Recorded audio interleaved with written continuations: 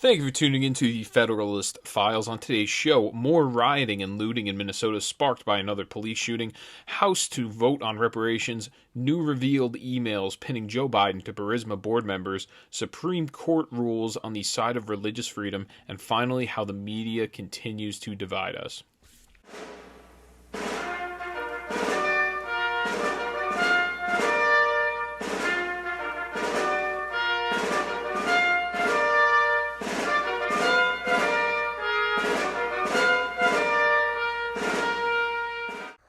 Where are Tucker and Sean Hannity and Laura Ingraham? Where's Ainsley Earhart and Steve Doocy and Brian Kilmeade? Where are the biggest stars on Fox getting vaccinated? I get it's a personal choice. I get that's between, the hosts and their healthcare provider. But everybody else is doing it, right, Matt? I mean, all across television, all these anchors are rolling up their sleeves. Why do you think we haven't seen the biggest stars on Fox News get vaccinated or show us their vaccine selfies? Oh, man. It's almost comical. That is Brian Stelter, idiot of the day. It's almost comical. He's calling for Fox News contributors to come out and show their vaccination records or give a photo of them getting vaccinated. So he's asking them to partake in an act of virtue signaling, which him and many other anchors on the liberal media or the corporate media channels have been doing. And it is, in a general sense, it's just weird watching how virtuous it is. Like I said, virtue is now the most valuable currency out there, with the exception of maybe Bitcoin. It is the most valuable currency out there to show how virtuous you are, how great of a person you are. By showing everyone that you went and got a vaccination, it shows that you care about others rather than actually partaking in acts of kindness yourself and keeping it on the down low. You need to let everybody know of your kindness and how great of a person you are, because in today's day and age, that is very important. And I know many people my age are partaking in this. They're doing this themselves. They're taking pictures of themselves getting the shot and the vaccination, and then others cheer them. Their sanctimoniousness is just cheered on. I've said this before, I'm not getting the vaccination. And I don't care. I don't care what any of you think. Obviously, Tucker Carlson, as well as Sean Hannity, Laura Ingraham, they probably can care less what Brian Stelter thinks. And I guess I'll just leave that there. So to start today's show, I have a shooting that happened in Minnesota. The victim's name was Daunte Wright. He was wanted for a gun possession charge. He had a warrant out for his arrest because he did not show up in court. The story that has been perpetuated by the corporate media is that they stopped him for air fresheners, and that is not the case. They stopped him because he had a warrant. If you go back and you watch the video, it was a woman. It was a actual clear in the cam, the body cam clip. It is a clear and very obviously very severe, very severe inadequacy of the officer. It was a mistake. The officer meant to pull their taser. The other officer said to tase him. She pulled her firearm and she shot, thinking it was a taser. And as he drove off, you can hear in the video, in the body cam video of her, of the cop saying, oh, expletive. I don't remember exactly what she said. I shot him. It was a gun. Like, she didn't know. She didn't know. And this is probably going to turn out to be a manslaughter charge, just because it's pretty clear. It's pretty evident. There's no malice from what it looks like. This wasn't pre-planned. This will be a manslaughter charge. So in response to this, the liberals, the BLM crowd, they ran out. They decided to ransack and loot a Nike, a GameStop, a Little Caesars, the same day of. So here's the article I have from the Post Millennial. So Daunte Wright was wanted for carrying a pistol in a public place without a permit and for fleeing police, a gross misdemeanor and a misdemeanor respectively. 34 states allow residents to open carry handguns without being required to have a permit. While 18 allow for concealed carry, Minnesota requires residents to have a permit in order to carry a firearm with them, whether it is concealed or not. Wright was pulled over at a traffic stop in Brooklyn Center, a suburb of Minneapolis, in the afternoon on Sunday, during which police realized he had an outstanding warrant. When officers attempted to arrest Wright, he returned to his vehicle where he was shot by an officer. Wright then drove several blocks before his car crashed and he was found dead. Rioting and looting broke out that evening across Minneapolis, reminiscent of the riots which broke out in the city in 2020 following the death of George Floyd while in police custody. So I have a couple pictures of him. There's one picture there. He's holding up money. He looks like a young kid. If I had to guess, maybe in his early 20s. I don't know. Did they give it an age? No, there's no age. So, and here's the other pictures that's him wielding. That is the firearm that I guess he was in a public place with. From what it looks like to me, I think I want to say that's a Smith & Wesson 40. I forget the name of it. I've definitely seen that firearm before. And he's holding that in what looks like, whether it's a tobacco product or marijuana in a joint. I don't know if it's a blunt or not. I have no idea. He has that, and then the other picture's him just holding the barrel to the camera. I guess he's in his car. I don't really know. I guess that's when he was in public with it, so maybe he wasn't in his car. I don't really know where the heck. So here's the picture of the arrest record. And there you can see his charges there in the middle. Everything will be provided in the show notes, folks. I have everything there, every single thing that I refer to. And if you want to watch on Rumble, I think this would actually be a very good episode to watch on Rumble because there's actually a lot of visuals. So he has the charges that they hit him with were carry, possess, pistol without permit, public place, gross misdemeanor. Fleeing a peace officer by a means other than a motor vehicle. That was the other summons that he got as well. Those are 2 misdemeanors. One's a gross misdemeanor. They fingerprinted him and everything. From what it looks like there. And it was his failure to appear at a hearing, which that was the for possession of a firearm in public without the necessary license or what have you. In Minnesota, you can even carry one, or you can conceal one. In New Jersey, you pretty much can't even do that. So this guy, he was shot, accidentally killed. Big riots ensued. Who knows if there's going to be further riots. We have this George Floyd situation kind of playing itself out. We have a couple more days of the Chauvin trial. And once the prosecution, or rather the jury, hounds out a verdict on it, we're going to see, either way, we're going to see riots and looting. No matter what, we're going to see riots. There's no doubt about it. No matter whether this dude is convicted or not, Chauvin, or he is found guilty or not guilty, we will see riots ensue, no matter what. So this kind of just adds a little bit of extra fuel to the fire here today. Unfortunately, it was a complete, from what the video shows, it's pretty conclusive that this was like a total complete accident in this scenario. But here's really what the common theme is, and this is what the common problem is. More than anything, and it has not really been addressed by like Fox News. They kind of dance around this too. I'm just going to say, because this is the unpopular opinion to have, and should this guy have been shot? No. In this scenario, the woman thought she had a taser. The woman police officer thought it was a taser, and ended up being a gun, and she fired. She was probably in the heat of the moment. She obviously didn't have a good stress, I guess, indicator. She was not able to handle stress well in that scenario. But this is the real problem. They had the guy cuffed, Dante Wright. They had him cuffed. And he broke out of the cuffs, and he attempted to evade and run away from the police, tried to get back in his in the driver's seat of his car. They had him cuffed right outside the driver's seat of his car. And you can find the video online. I don't want to show it on this because I don't want to get taken down. I know there's certain policies to that. So they have him cuffed. And he decides to resist. And that is the common theme in no matter what scenario you look at. At the end of the day, every single time, whether it's George Floyd, whether it's Eric Gardner, whether it's Michael Brown, you can sit there, you can debate all day which one's legitimate, which ones aren't. the BLM crowd have been perpetuating lies about a lot of these cases, especially the Michael Brown. The biggest lie of all is the hands up, don't shoot. That never actually happened.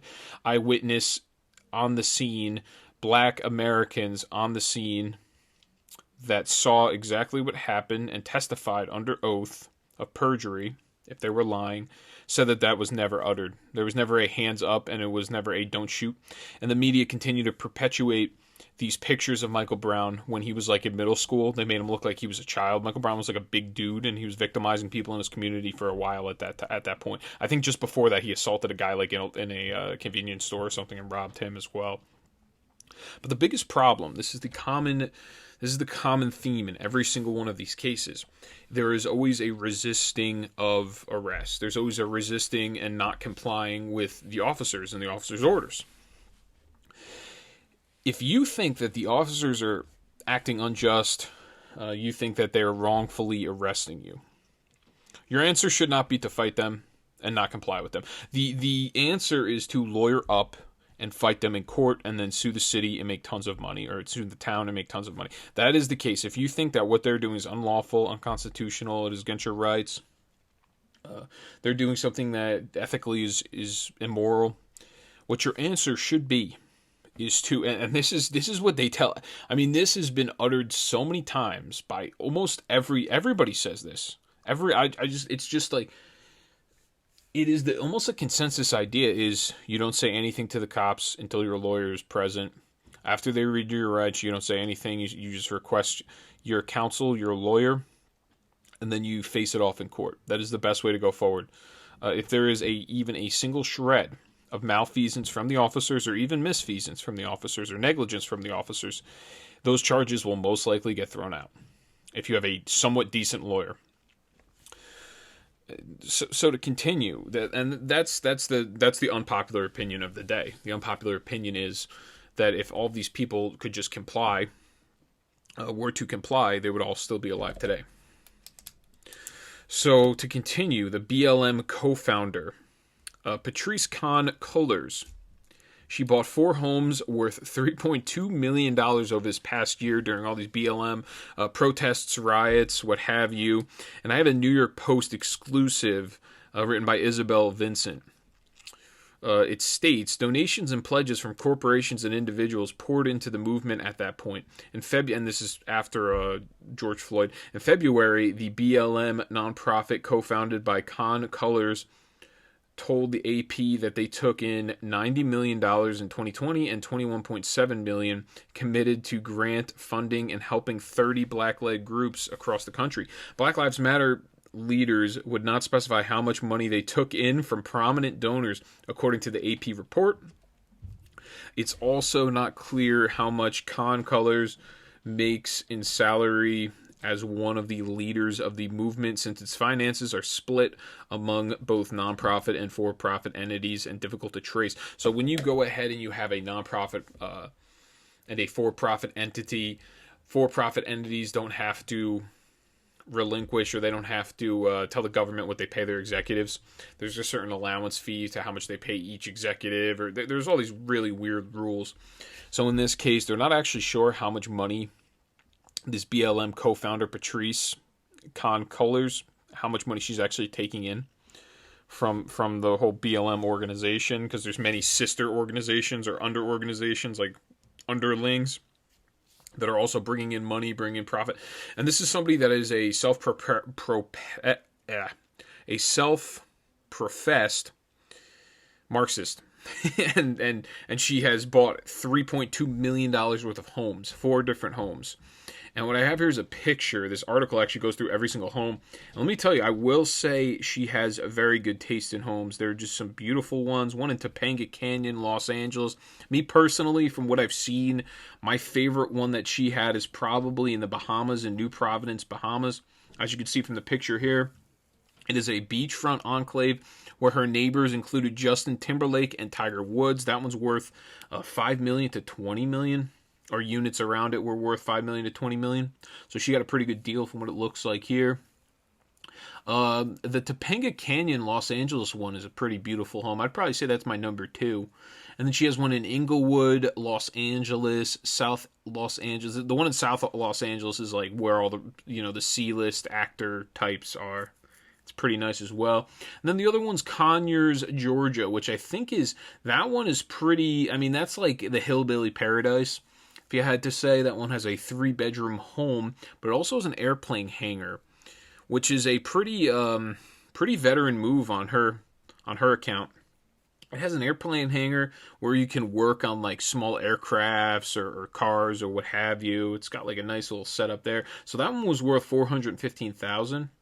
The one in Topanga Canyon, Los Angeles, is worth $1.4 million. So it's weird. They did not disclose what the one in New Providence, Bahamas. Oh, that's like a resort. That's what they got. So they got like a room. It's really not that big of a deal. So I guess the Topanga Canyon one's the most expensive one and the nicest one from what it seems like here. So yeah, so then Hawk Newsom. Hawk Newsom he's the leader of BLM over in New York, and he's going off. He's pissed. He's talking about how can you be socialist? I appreciate. I don't agree with him on probably anything, but I do appreciate the consistency, because he was going off saying, oh, well, she's a socialist, we should be looking into this. Why is a socialist taking $3.2 million and spending it and buying all these houses? There needs to be an investigation. He's just going off, man. He's like ready to go to war. And to me, that what this seems like is a Stalin and Trotsky-like situation. They're both socialists. They're both commies. So he probably just wants to take her away from power. He wants to take over the entire national BLM. So I guess that's it for that. Next we'll go on. It just shows that this BLM movement, it's against the nuclear family. It's just meant to divide America. There's no meaning behind it. These people are hacks. They're corporate hacks. They made tons of money off of you. Everybody sent money to the organization, $90 million. The person took more than I'd imagine the cut's actually probably way more than $3.2 million. It's probably, if I had to guess, maybe $10 million. She just took the money, bought whatever the heck she wanted with it. It's like a giant middle finger. So next I have House set to vote on reparations commission. This is a Washington Examiner piece.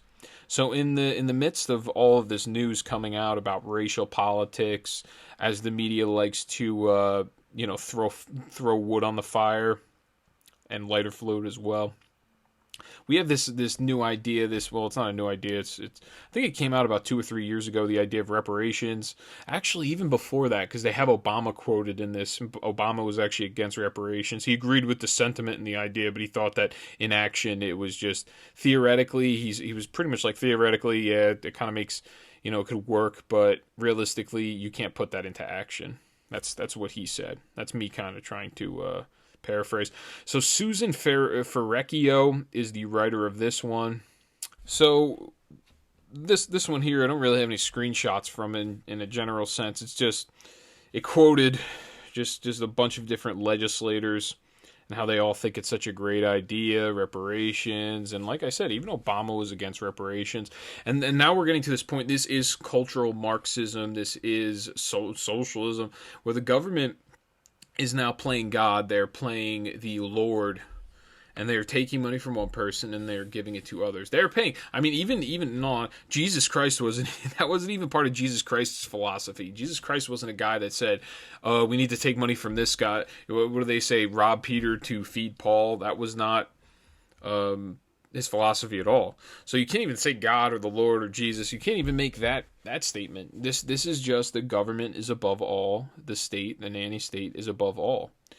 They provide you no freedom. That is their plan. That is their idea. Their idea is to bankrupt you. Give your money out to other people and buy more and more votes.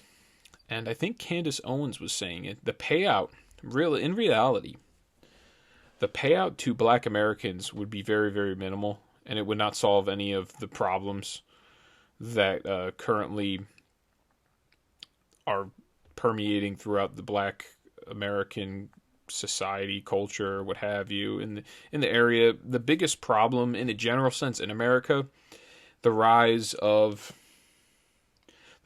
crime, unsuccessful people, outcomes that that are adverse, not good outcomes, bad outcomes. This is all related much more to single parent households, as well as people just simply graduating high school. In America, Ben Shapiro always goes through it. He goes through, in America, if you have a 2-parent household and you graduate high school, and if you don't have a kid, if you don't impregnate somebody before the age of like 16, he says most likely in America you will be successful statistically. That's what it says.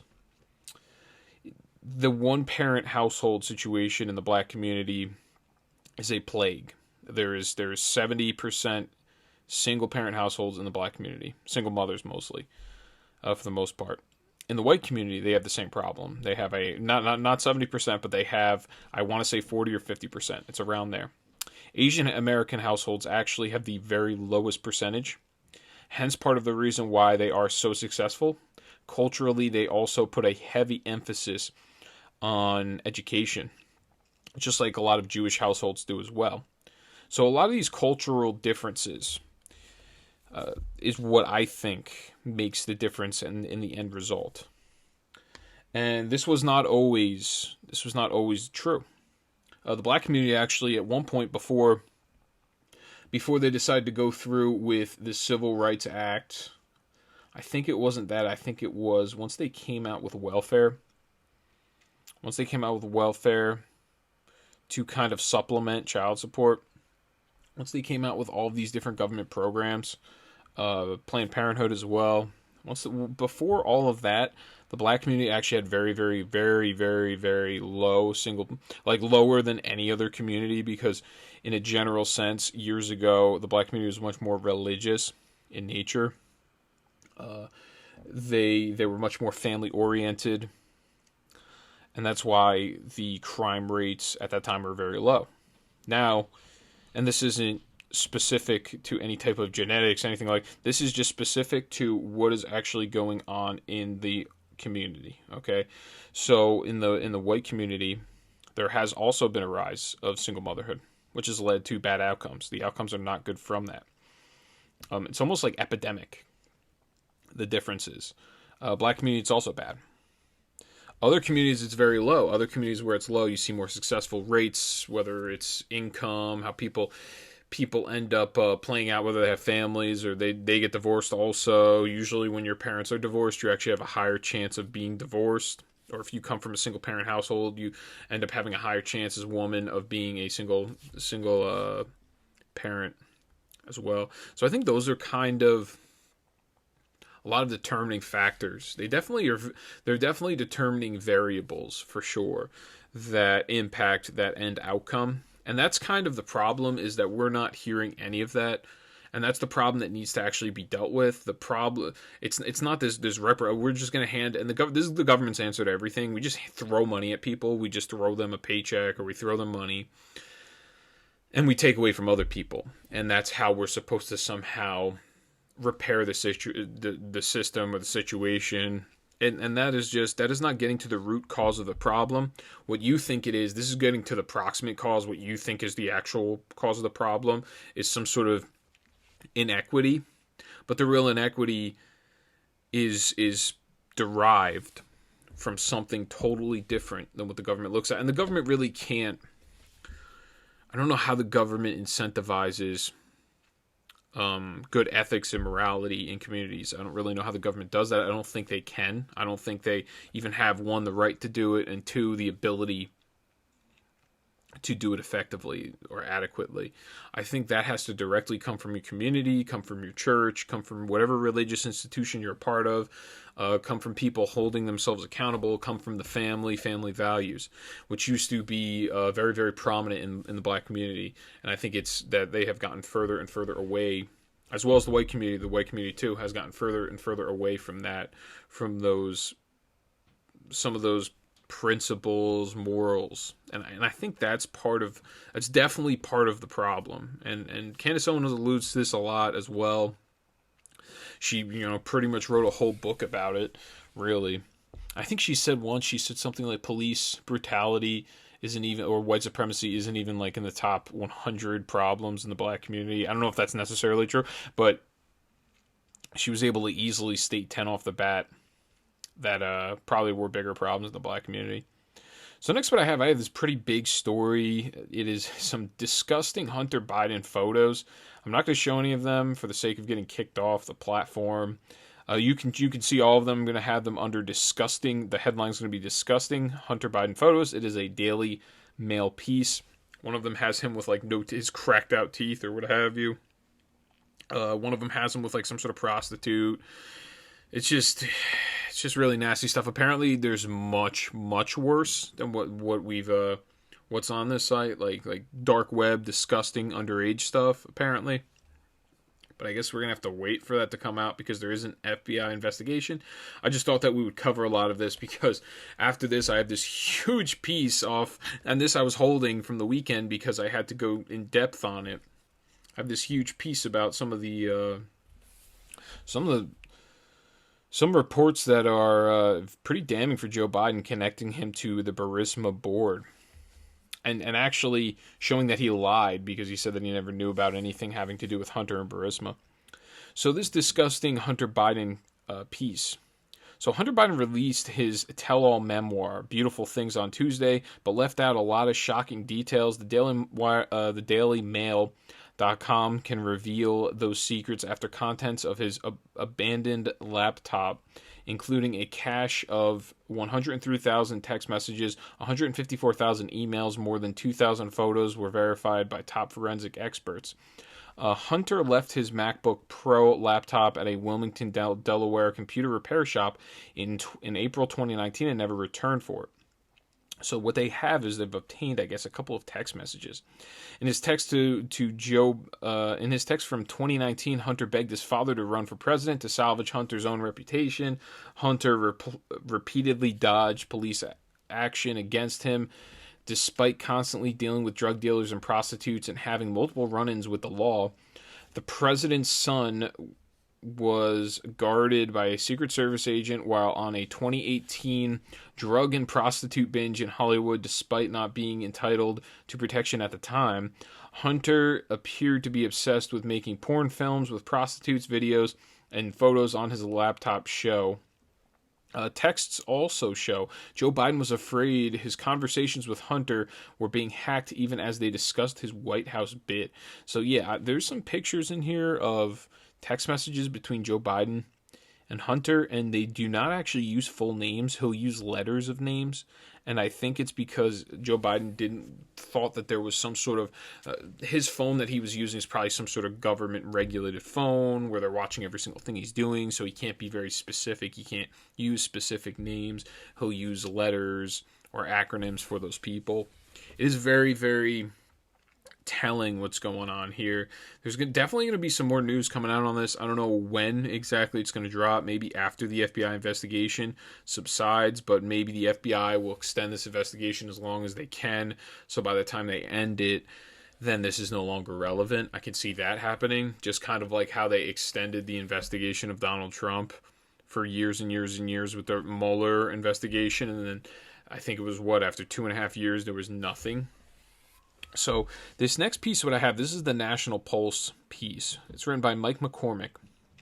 And it's these emails, and there's also some other data and evidence of logs that are taken at the White House of people going in and out of the White House that don't have special clearance. So emails place Hunter Biden and then Vice President Joe Biden in a West Wing meeting with Burisma board partner Devon Archer. So this is going to be a long one. This is very, very important. This is the big story of the show today. In a previously unreported email reviewed by the National Pulse, Rosemont Seneca Partners employee Joan Pugh advises Hunter Biden, who is addressed by his given name, Robert, that he is scheduled for a White House meeting on April 16th, 2014. Prior to today, it was known that Devon Archer had attended the meeting in the West Wing, and corporate media outlets excused the matter as an art project discussion. Today, that version of events ends. So just to explain, I have this picture here. This is a specific email going to Robert Biden, who was actually Hunter Biden. I guess that's his name. That's his born name or his given name, and he goes by Hunter. I guess Hunter's probably his middle name that they just call him. So that is a legitimate email from Joan Pugh and Rosemont Seneca Partners. That was his law firm that he pretty much was laundering money through, Hunter Biden.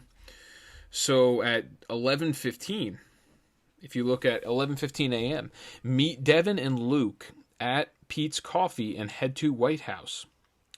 So Devin and Luke. So Luke, in this case, or Devin, I'm sorry, Devin in this case is Devin Archer, and weeks later he ends up being a board member on Burisma with Hunter Biden. So to go on, Lyons at the time was an assistant to Joe Biden's chief of staff, Steve Ricchetti, because Jamie Lyons' name is also in here, saying when they head to the White House that they're gonna meet with Jamie Lyons if anything comes up in this same little picture here from the email. So Lyons at the time was an assistant to Joe Biden's chief of staff, Steve Ricchetti, which indicates attention by the vice president himself into the visit of the two soon-to-be Burisma board members. Significantly, this April 16th meeting occurred only 5 days before Joe Biden took his second vice presidential trip to Ukraine to deliver a substantial package of assistance to Ukraine, including energy security, some of which directly benefited the company Burisma, which would simultaneously start fattening his son's wallet. So he was taking U.S. money, right? He was giving U.S. taxpayer dollars to Ukraine and an energy security. And that energy security would be paying that money out to Burisma, because Burisma was like an energy company. And his son would be working for the energy company. So Joe Biden is paying his son with U.S. taxpayer dollars. He is pretty much, I guess, embezzling money. So what I have here is a picture. If you look at that, that's, I guess, like a Google Maps source. Pete's Coffee, where they were going to meet at, that is right across the street from the White House, as you can see there. So it continues, this piece. Obama's White House visitor logs, dated April 16th, 2014, and reviewed by the National Pulse, confirm Hunter Biden's business partner, Devin Archer, and his son, Luke Archer, were indeed admitted to the West Wing at 11:30 a.m. to meet the vice president. As a family member of the vice president, Hunter Biden would have been able to access the White House without having a visitor's appointment, so his name would not appear in the visitor logs. To this date, it is unclear if he was a part of the meeting. But here we go. To this date, so you go, so if we didn't have this email for the context, we would have no idea that Hunter Biden was part of this meeting. Hunter Biden was part of this meeting. Now we know through this email that Hunter Biden was present. This was all planned, that they were going to go.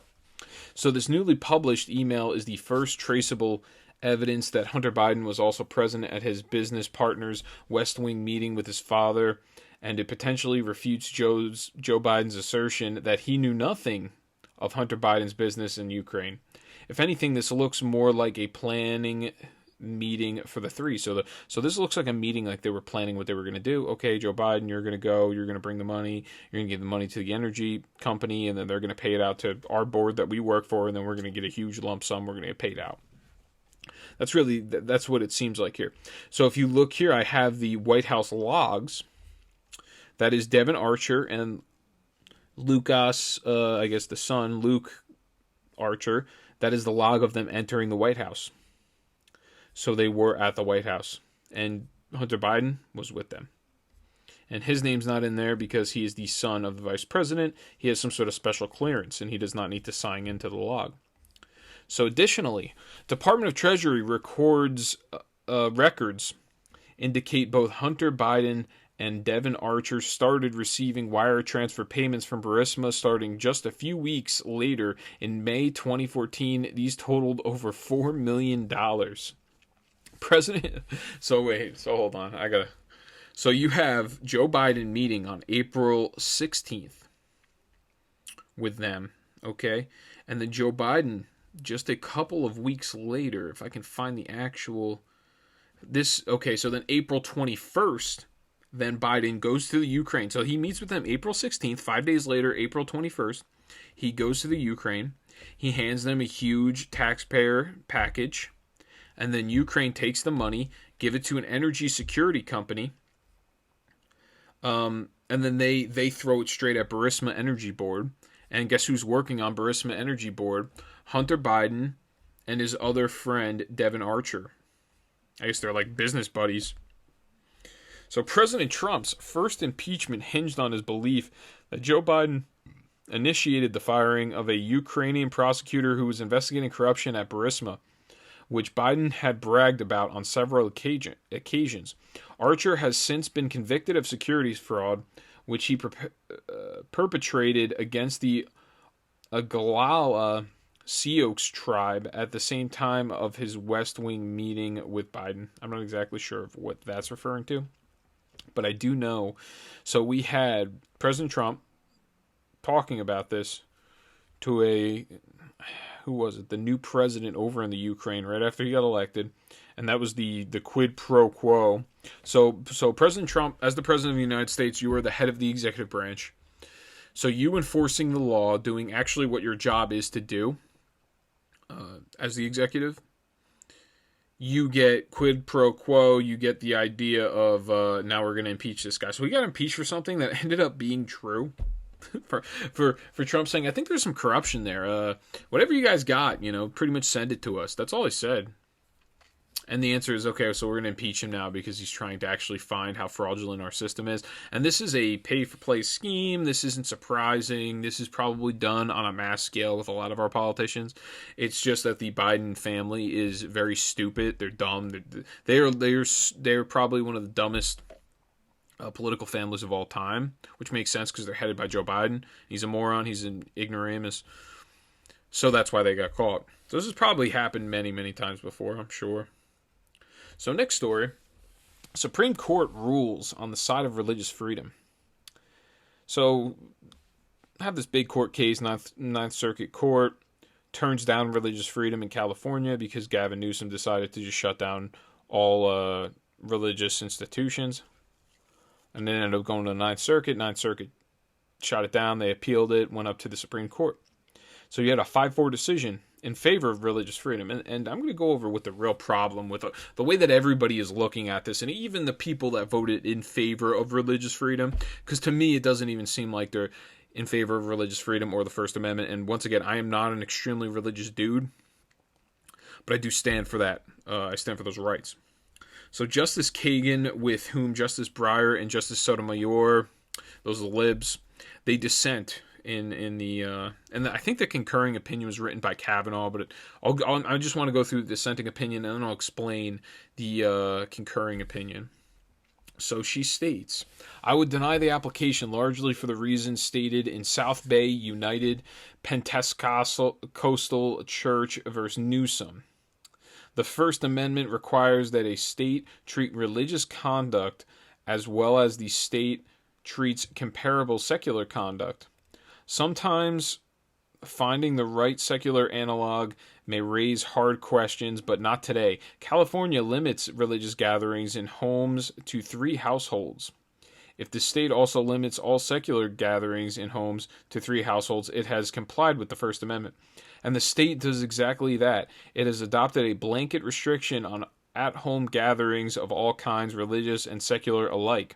California need not, as the per curiam insists, which the per curiam is all the concurring opinions at once. They kind of all put together a statement. So California need not, as the per curiam insists, treat at home religious gatherings the same as hardware stores and hair salons, and thus, unlike at home secular gatherings, the obvious comparator here, as the per curiam's reliance on separate opinions and unreasoned orders signal, the law does not require that the state equally treat apples and watermelons. So that is just a bunch of BS. So let me explain. And this is the problem that the aspect, and to begin with, there's nothing true about the very beginning statement. The First Amendment requires that a state treat religious conduct as well as the state treats comparable secular conduct. No, that is not the case. Religious conduct, you have it written in the First Amendment. Congress shall make no law, respecting an establishment of religion or prohibiting the free exercise thereof or abridging the freedom of speech or of the press or of the right of the people peaceably to assemble and to petition the government for a redress of grievances. So they're in direct violation of not only the very first clause, but also, I think there's 5 different clauses in the First Amendment. Not the first clause, but also, I think that's the 4th. The right of the people to peaceably assemble. And they shall make no law respecting the establishment of religion or prohibiting the free exercise thereof. So I guess you would consider that like another 2. So they had 3 different infractions on the First Amendment here. And what the problem is everybody's looking at this from an aspect of public health. And we have Supreme Court justices where this is not their profession. Their profession is not to sit there and talk about what the threat is of the people and what they should be worried about health-wise in terms of...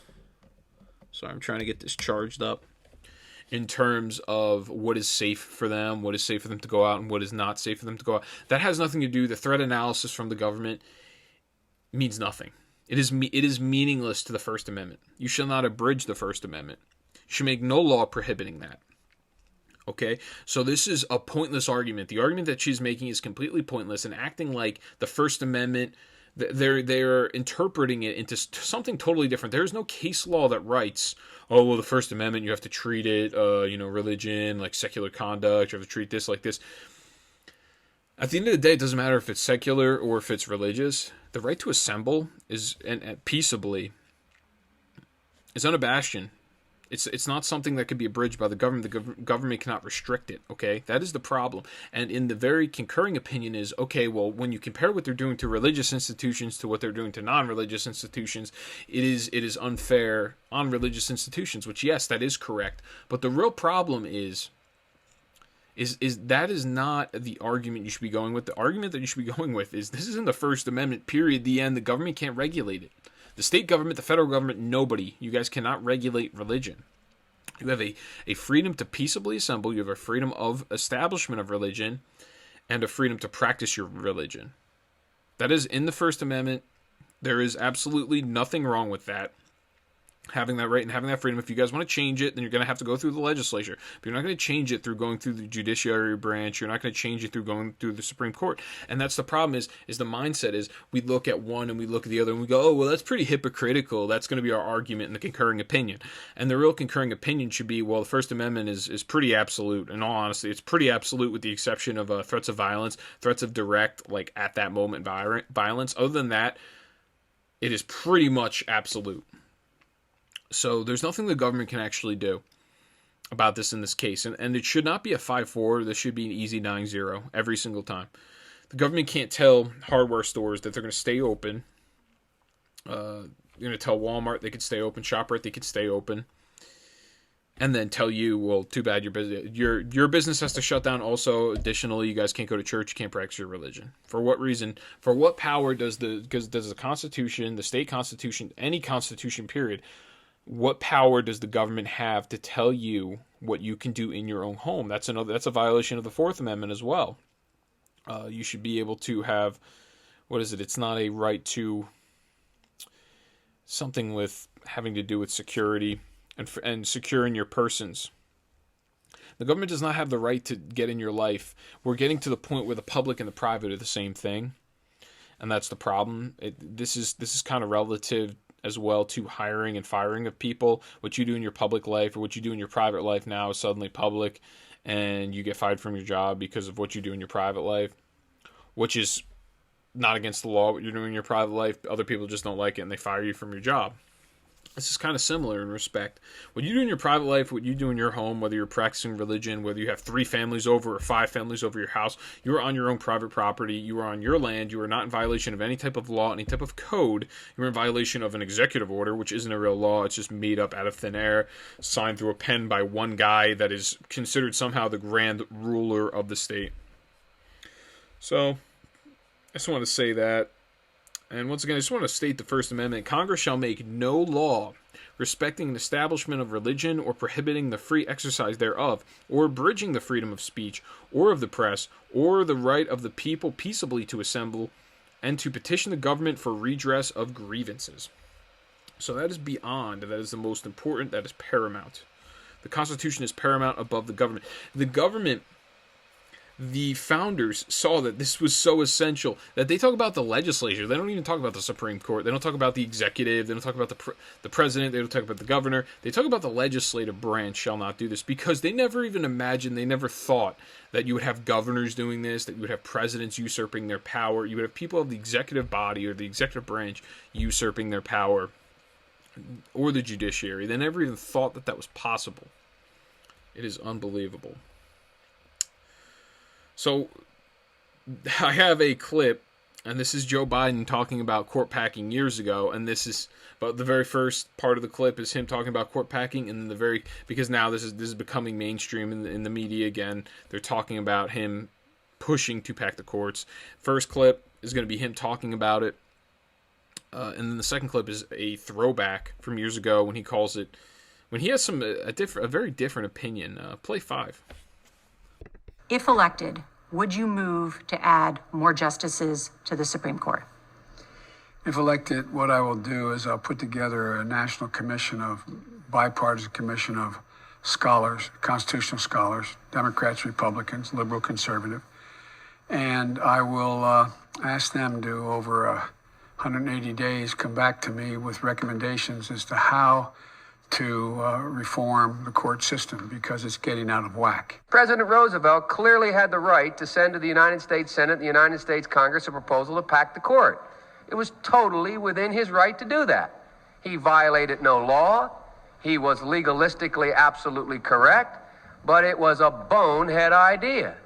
It was a terrible, terrible mistake to make, and it put in question, for an entire decade, the independence of the most significant body, including the Congress, in my view, the most significant body in this country, the Supreme Court of the United States of America. So that's a good thing about having the internet. It's a good thing about having Biden's, 40 whatever years of experience in government. That's him in 1983. He's talking about how it was a bonehead move by FDR. FDR attempted to do this back in the 1940s because he was he was like a socialist pretty much. He was authoritarian as well. So he attempted to do this, and it didn't work out for him. Even the Democrats shot it down, because the Democrats had, I guess at that point, some sort of standards and morals. Democrat Party now is going to push this down everybody's throats, especially after losing a decision like that. Any decisions that they lose in this future, in these next 2 or 4 years, they're going to look at it from the perspective of they're going to nuke the filibuster, and then they're going to go through with court packing. That's going to be their method or their ideology in order to take as much power as they humanly can from the people. So Biden, this is in the news, rumbling in the news, that we're going to have this independent council that he's talking about of Democrats and Republicans that get together and try to figure out more ways to pack the court. And this may be a reason for them to nuke the filibuster. Who knows? They've been trying to figure out a big enough scam that they can pull on the American people, or a big enough issue that they can pull out of their behinds and tell everybody to vote for. Usually anything for racial justice. They've now found a way to just call everything racist. They either call it racist, or now I've noticed they called it, in the last episode I had, where Joe Biden called gun violence an epidemic, and now it's a health disaster. They'll do anything that they can. They will switch a narrative on a dime. It's all about the perspective and the point of view. They will do anything to take more power away from you and to justify their actions. And that's what they do. They usually hide behind the guise of either whether it's racial politics, or it's virtue signaling. It's always something. Usually, historically, it's been racial politics. As of recently, now they're kind of getting into the health. This is a health crisis. That's what they're starting to use now. So to end, I got this very last piece. It is from the Federalist. I have this, and then I have a couple of quick headlines. Legacy media corruption is at heart of our national conflict. It is written by Emily Jashinsky. This one is very, very astute in the analysis here. It starts off, there is a long list of headline news. The legacy media has gotten absolutely wrong in recent years. Their combination of bias and incompetence ensures the bulk of our news is run through a filter and distorted before making its way to the public, thrusting us into an enormously dangerous alternate reality that leaves us ill-informed, divided, and distrustful. The media, for instance, loves to fear monger over conspiracy theories, but those theories become more attractive to people because the media's abject corruption. All that is to say, the media is our primary window into public affairs. That window is obviously shattered. The Georgia example is not an exception, it's the rule. The legacy press still reports some factual information, puts reporters in harm's way, and uncovers important details, but it folds nearly all of that work into false, broader narratives. So this is very important. What the media does, and this was done under Stalin's regime in Russia, with the Pravda media there. That was the name of the media, the Pravda. If you continue to push and perpetuate a narrative over and over again into the people, the people suddenly begin to believe the narrative. And that is the narrative of, there's some sort of systematic racism, Republicans are racist, conservatives are racist, sexist, bigoted, homophobe, they're istophobic, phobophobes, they're all the bad names, they're deplorables, they're smelly Walmart people. They can continue to perpetuate myths and lies. But what they do is they say, this is the policy in Georgia, for example. This is the policy. The policy is that you cannot hand out water to people if you're political, anything that has a political pamphlet. So instead we're going to put forward some self-service stations. And the media runs with it as people can't have water if they're waiting online to vote. Because the Republicans are terrible, nasty, bad, corrupt people. And what they did, these are false, very broad narratives. And you notice that they cannot find it in law, in writing, because it's not true. It is a lie. It is false. It is erroneous. And what they do is they push these false narratives, and they perpetuate them so much. And like I said, this is the Russian Pravda media would do this. That somehow the narrative becomes true. 2 + 2 = 5. If they say that over and over again, it is a way of socially engineering you into believing exactly what the government says, exactly what the media says, over and over and over again. They keep saying 2 + 2 = 5, 2 + 2 = 5. They get it to the point where it's not, and this would go through these re-education camps that were done over there as well. It wasn't you would say it so you stopped getting lashed. You would say 2 + 2 = 5 so you would stop getting lashed. That wasn't why you would say it. You actually, at that point, believed, because the propaganda, as well as the lashings, that 2 + 2 did equal 5 at that point. And that's the point of the media. The media is working, concerting with the government, specifically the Democrat Party, and they continue to paint a narrative that just is not true, and then they perpetuate it throughout. They make it an echo chamber. 90% of the control of the media is very liberal, far left. And by doing that, they can make the people believe something that is just simply not true. And once they do that, it is all pushing more and more towards taking the power away from the people, where the power dependent on the people are dependent on the government as well as this Pravda propaganda source. And they get further and further and further into the rabbit hole. It gets worse and worse. There's less free thought. There's less debating. If you've noticed, on TV, there used to actually be debates. CNN used to, every once in a while, used to have a conservative on there years ago, and they would always be a lackluster, terrible conservative that was bad at arguing and stating their argument. That doesn't happen anymore. Those people aren't even allowed on the network. It is just straight up leftist talking points, streamlined directly into your veins. And on Fox News, they have their dissenting opinions. They have Chris Wallace. They have Juan, I don't remember his last name. Not Juan Gonzalez, but I don't remember his last name. Juan something. And then who's the other one? Geraldo Rivera. There was Chris Hahn. I mean, there's a couple of them. This does not happen on the left-wing media sources. It is a groupthink. It is an echo chamber.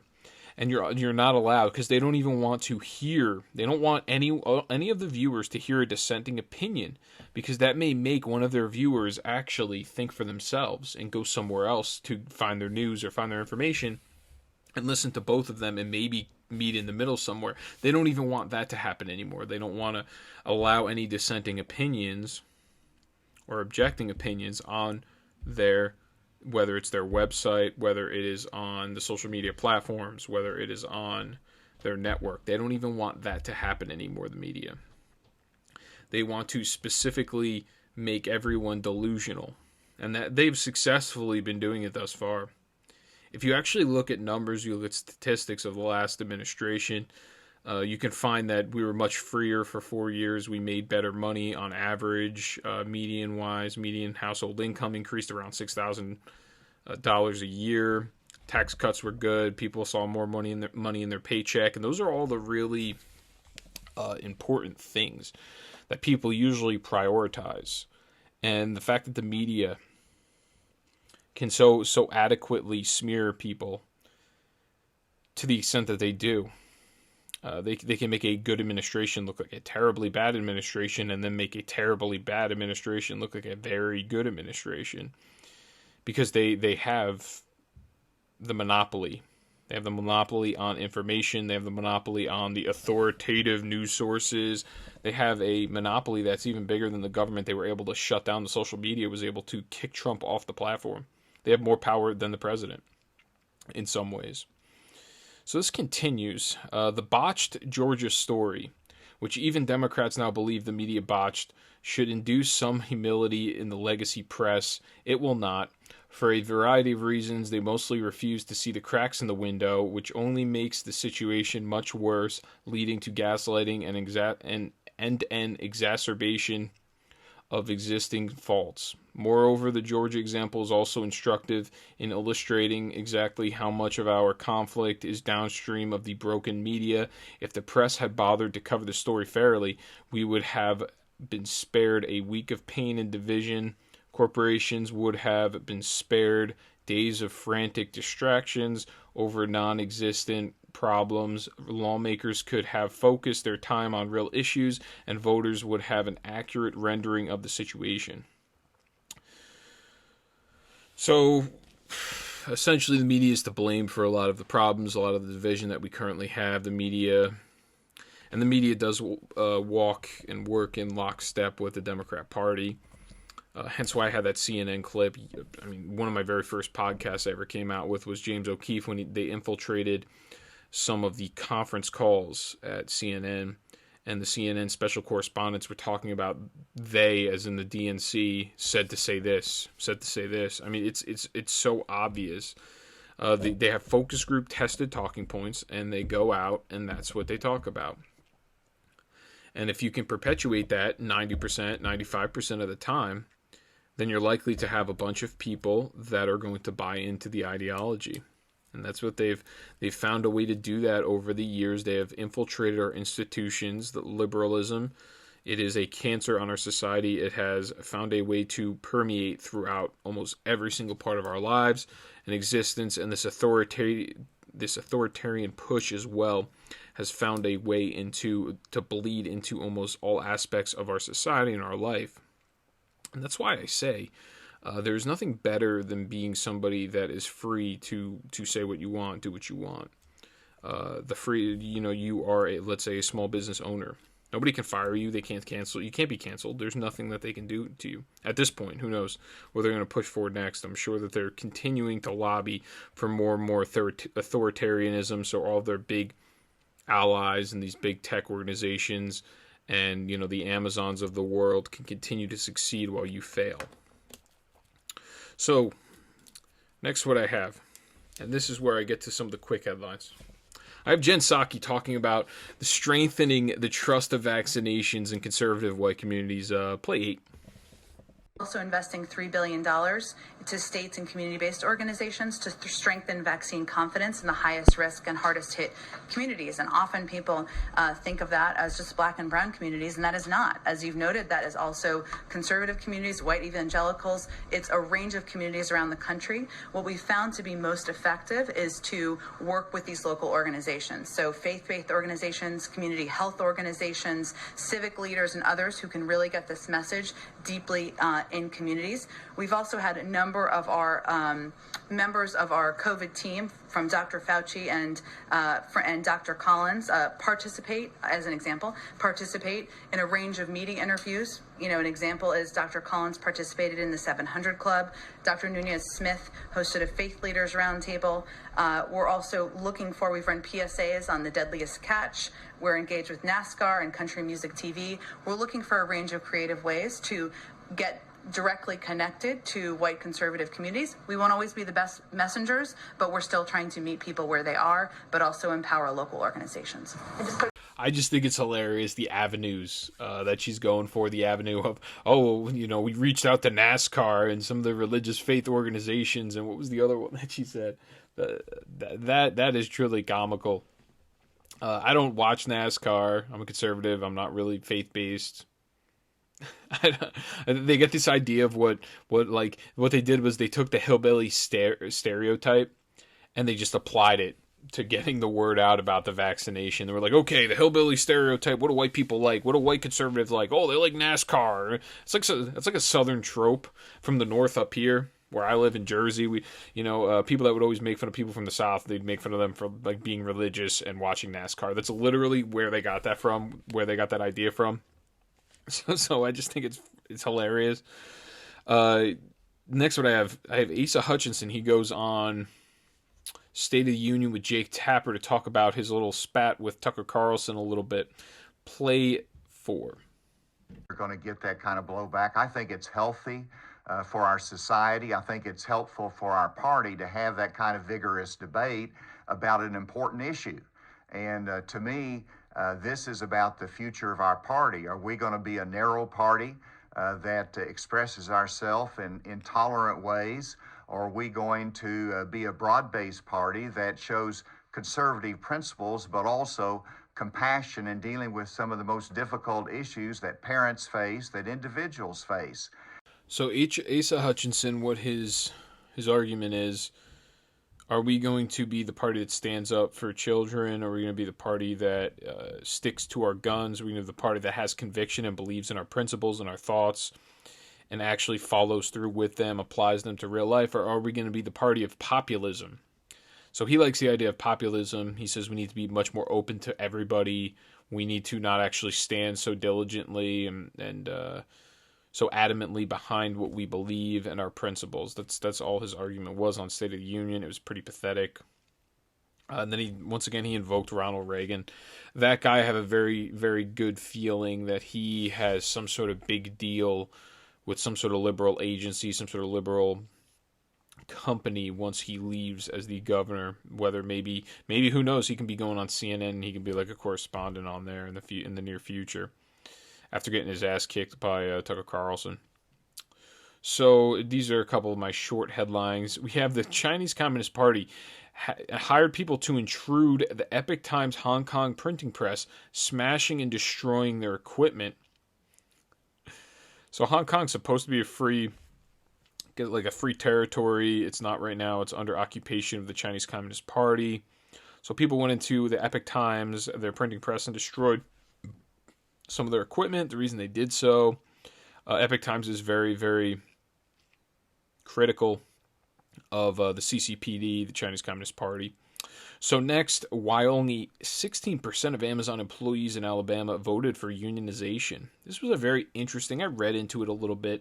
Only 16% of people actually voted for the union to come through in Alabama, which shows that unions don't work. People were not trusting in the union. They already saw that they were making $15 an hour at Amazon. The minimum wage is $7.25 over in Alabama, the federal minimum wage. They thought they liked their health care. They thought that Amazon was providing a lot of very good things for the employees, and the employees just had to negotiate themselves with Amazon rather than bringing in the third party, which they actually thought would make it worse. They would lose their jobs. They thought that Amazon would pull out as well. And then there's also a lot of studies that show that unions actually don't create higher wages. It doesn't create a better working environment. People don't have an easier or better job from having unions. There's a lot of studies that show that. So I guess Amazon, from what I read, Amazon showed them a couple studies, and then the union had, their time to come in and make their case, and the union obviously did a terrible job at making their case.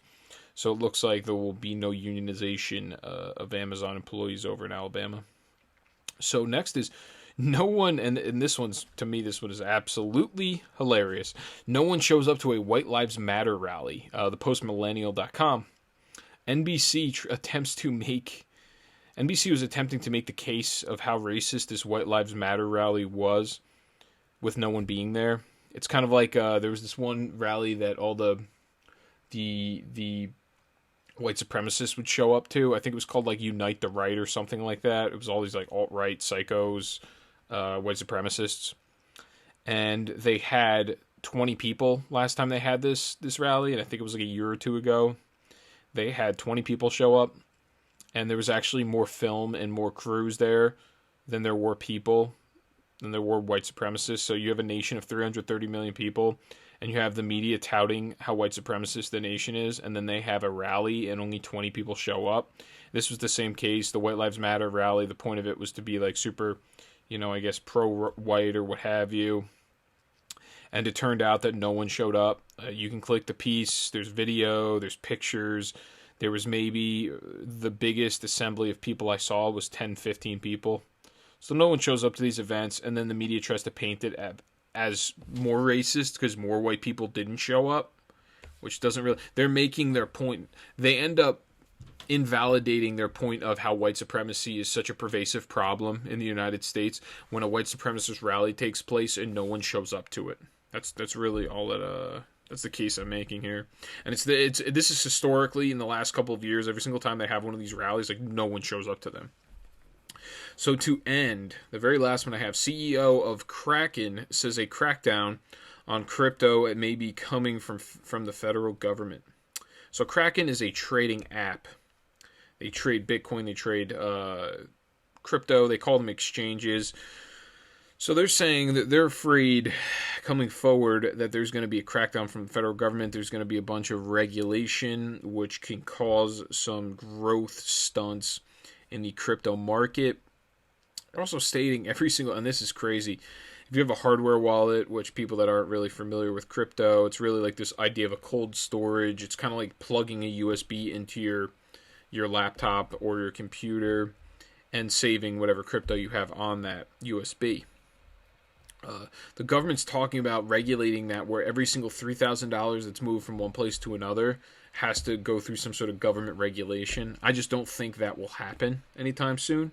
I don't think it's really possible to actually enforce that if they wanted to, because people can take a VPN and they can claim they live in a different country, and that's how you avoid that. It's pretty easy.